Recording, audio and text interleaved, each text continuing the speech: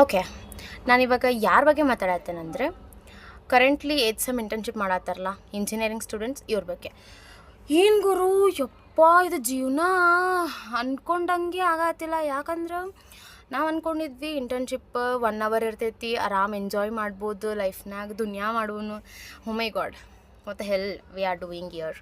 Because normal regular classes engineering ಒಳಗೂ ಇಷ್ಟ ಇದ್ದಿದ್ದಿಲ್ಲ. ಯಾಕಂದರೆ ಪ್ಲೇಸ್ಮೆಂಟ್ ಸಂಬಂಧ ಇದು ಮಾಡಲೇಬೇಕು, ಮಾಡಬಾರ್ದಂತಲ್ಲ, ಬಟ್ ಇಷ್ಟ ಅನ್ಸದ ಗುರು.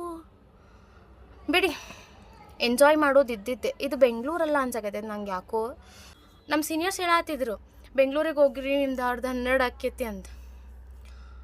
ಹೌದ್ರಿಪ್ಪ, ಗೊತ್ತಾಗತ್ತೈತಿ. ಈಗ ಎಂಜಾಯ್ ಮಾಡೋಣ. ಸದ್ಯಕ್ಕೆ ಹೋದ್ರಲ್ಲ ಎಲ್ಲರೂ, ಹೋದ್ರಿ ಚಲೋ ಓದಿ ಚಲೋ ಕೆಲಸ ತೊಗೊಳ್ಳೋಣ, ಆಮೇಲೆ ಎಂಜಾಯ್ ಮಾಡೋದು ಮುಂದೆ ಇದ್ದೇ ಇರ್ತೈತಿ.